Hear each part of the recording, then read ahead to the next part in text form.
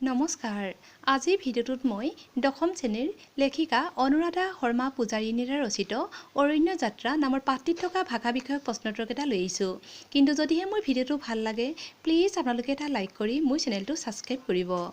অৰণ্য যাত্ৰা নামৰ পাঠটিত ভাষা বিষয়ক ১ নম্বৰ প্ৰশ্নটো আছে বাক্য ৰচনা কৰা। ককাই ভনী। সমাজত সকলোৱে ককাই ভনীৰ দৰে থাকিলেহে সমাজ শান্তিপূৰ্ণ হয়। টুলুং ভুতুং। বতাহত নাওখন টুলুং ভুতুং কৰাত যাত্ৰীসকলে বৰ ভয় খালে। চিঞৰ বাখৰ। বনভোজলৈ যাবলৈ পাই ল'ৰা ছোৱালীবোৰে আনন্দতে চিঞৰ বাখৰ কৰিবলৈ ধৰিছে। মানুহ দুনু। সভাখনলৈ বহুত মানুহ দুনু আহিছে। তিতি বুঢ়ী। বিদ্যালয়লৈ যাওঁতে বাটতে বৰষুণ জাক অহাত ৰামে তিতি বুঢ়ী জুৰুলি জুপুৰি হ'ল। তাৰপিছত ২ নম্বৰটো মূৰ্ধন্য ন হোৱাৰ কাৰণ দৰ্শোৱা। অৰণ্য ৰৰ পিছত বিবধায়ক হিচাপে স্বৰবৰ্ণ থকাৰ বাবে পিছত মূৰ্ধন্য ন হৈছে। অৰ্পণ ৰৰ পিছত বিবধায়ক হিচাপে প আৰু স্বৰবৰ্ণ অ থকাৰ বাবে পিছত মূৰ্ধন্য ন হৈছে।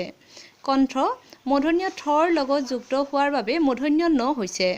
উৰণি ৰৰ পিছত বিবধায়ক হিচাপে স্বৰবৰ্ণ অ থকাৰ বাবে পিছত মূৰ্ধন্য ন হৈছে। পুৰণি ৰৰ পিছত বিবধায়ক হিচাপে স্বৰবৰ্ণ অ থকাৰ বাবে পিছত মূৰ্ধন্য ন হৈছে। আড়ম্বৰপূৰ্ণ ৰৰ ঠিক পিছতে মূৰ্ধন্য ন হয়।